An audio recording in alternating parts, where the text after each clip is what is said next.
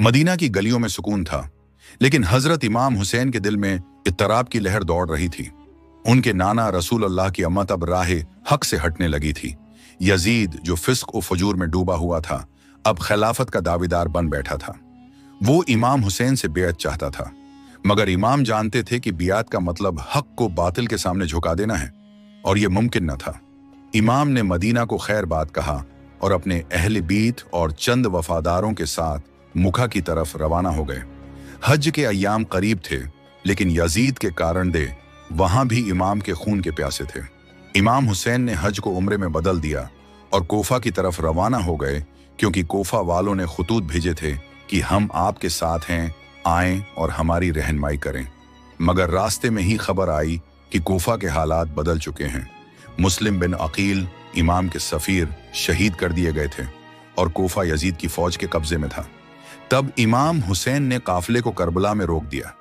ये 2 मुहर्रम अल हराम 61 हिजरी का दिन था। यजीद की अफवाज ने पानी बंद कर दिया। 10 मुहर्रम आशूरा का दिन आया। इमाम ने रात भर इबादत की। सुबह होते ही यजीदी फौज ने हमला शुरू किया। इमाम के एक साथी, जिनमें कासिम, अकबर, इब्बास और अंसार शामिल थे, बेजगरी से लड़ते हुए शहीद हो गए। हजरत अब्बास ने दरियाए फरात तक जाकर पानी भरा, मगर खुद पहिए बगैर वापस लौटे। यजीदी फौज ने बाजो कलम कर दिए, वो शहीद हो गए।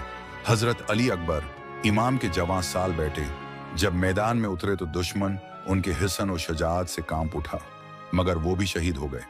छोटे अली असगर को जब इमाम ने पानी के लिए आगे बढ़ाया तो हरमला ने तीर चलाया, जो गोद में मौजूद मासूम कली को शहीद कर गया।